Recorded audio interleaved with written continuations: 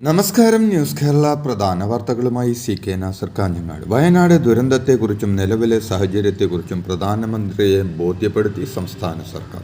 പ്രാഥമിക വിവരങ്ങൾ അടങ്ങിയ നിവേദനം മുഖ്യമന്ത്രി പിണറായി വിജയൻ കൈമാറി. കേരളം കണ്ട ഏറ്റവും വലിയ ദുരന്തമാണ് വയനാട്ടിലുണ്ടായതെന്നും പ്രാഥമിക സഹായവും ദീർഘകാല സഹായവും വയനാടിന് ആവശ്യമാണെന്നും പ്രധാനമന്ത്രിക്ക് മുന്നിൽ മുഖ്യമന്ത്രി പിണറായി വിജയൻ ചൂണ്ടിക്കാട്ടി.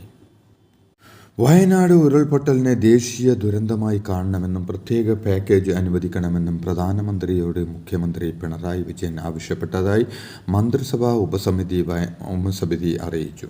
വയനാട്ടിൽ ദേശീയ ദുരന്തമുണ്ടായ സ്ഥലത്തെ തെരച്ചിൽ, കെട്ടിടാവശിഷ്ടം നീക്കൽ, ക്യാമ്പുകൾ തുടരാനുള്ള സഹായം എന്നിവ നൽകണമെന്ന് പ്രധാനമന്ത്രിയോട് മുഖ്യമന്ത്രി പിണറായി വിജയൻ അഭ്യർത്ഥിച്ചു. പുനർനിർമ്മാണം, തൊഴിൽ, വിദ്യാഭ്യാസം എന്നിവയിൽ സഹായം നൽകുന്നത് പരിഗണിക്കാമെന്ന് പ്രധാനമന്ത്രി ഉറപ്പു നൽകി. ഉരുൾപൊട്ടലുണ്ടായ നാശനഷ്ടങ്ങൾ